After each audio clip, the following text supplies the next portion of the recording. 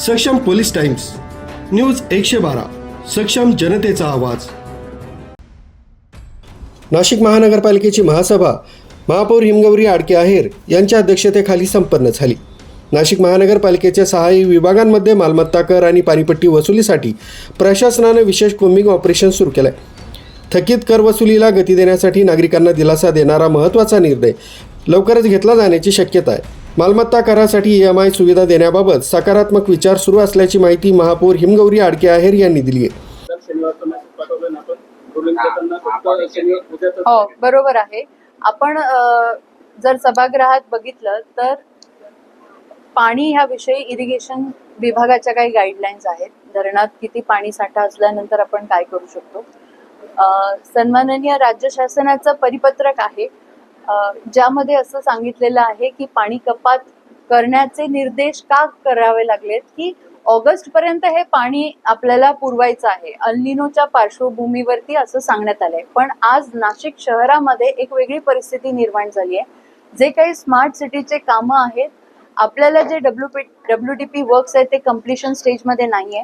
दुसरी गोष्ट अशी आहे की आज पूर्ण पंचवटी विभागाचा जो इलेक्ट्रिक सप्लाय तो बंद होता, जेणेकरून त्यांच्या टाक्या भरलेल्या नाहीये दिवसभरामध्ये आणि म्हणून पंचवटी विभागामध्ये पाणी पुरवठा झालेला नाहीये। आज शुक्रवार आहे, उद्या शनिवार आणि पुन्हा रविवार, म्हणजे उद्याचा जर खाडा गेला पाण्याचा तर रविवारी सुद्धा पाणी लाईन चार्ज करण्याकरता मिळणार नाही आणि याचा इम्पॅक्ट म्हणजे पूर्ण वीकेंड वरती होईल। आणि म्हणून उद्याच्या शनिवार करता पूर्ण नाशिक शहरासाठी पाणी पुरवठा होणार आहे असे निर्देश मी या महासभेत दिलेले आहे।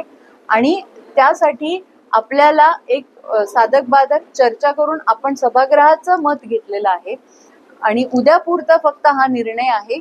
प्रशासनाने जर काही पाठवलेलं असेल तर ते प्रत्येक शनिवार नसून उद्याच्या शनिवार पुरता पूर्ण नाशिक शहराकरता पाणी पुरवठा होणार आहे। महाराष्ट्र शासनाने ज्या गाईडलाईन दिल्या आहे त्याची पायमल्ली आम्ही करू शकत नाही। महाराष्ट्र शासनाच्या गाईडलाईन्स आम्ही फॉलो करतोय, पण स्थानिक लेवलला जी परिस्थिती उद्भवली आहे ती मग इलेक्ट्रिफिकेशनची असेल किंवा WDP वर्क्सची असेल, त्या कारणास्तव उद्या पूर्ण शहरामध्ये पाणी पुरवठा होणार आहे। नाशिक महानगरपालिकेच्या उत्पन्नाचा प्रमुख स्रोत असलेल्या मालमत्ता कर आणि पाणीपट्टीची थकबाकी वसूल करण्यासाठी प्रशासनानं शहरातील 6 विभागांमध्ये विशेष कोम्बिंग ऑपरेशन हाती घेतलंय।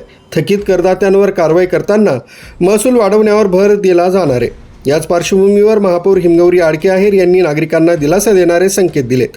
आर्थिक अडचणीमुळे एकरकमी कर भरणं शक्य नसलेल्या नागरिकांसाठी मालमत्ता कर हप्त्यांमध्ये म्हणजेच EMI पद्धतीनं भरण्याचा पर्याय उपलब्ध करून देण्याबाबत प्रशासन स्तरावर विचार सुरू असल्याचंही त्यांनी सांगितलंय। EMIची अंमलबजावणी झाल्यास करदात्यांवरील आर्थिक ताण कमी होण्यास मदत होईल, तसंच महापालिकेच्या थकीत महसूल वसुलीलाही चालना मिळेल अशी अपेक्षा व्यक्त केली जाते।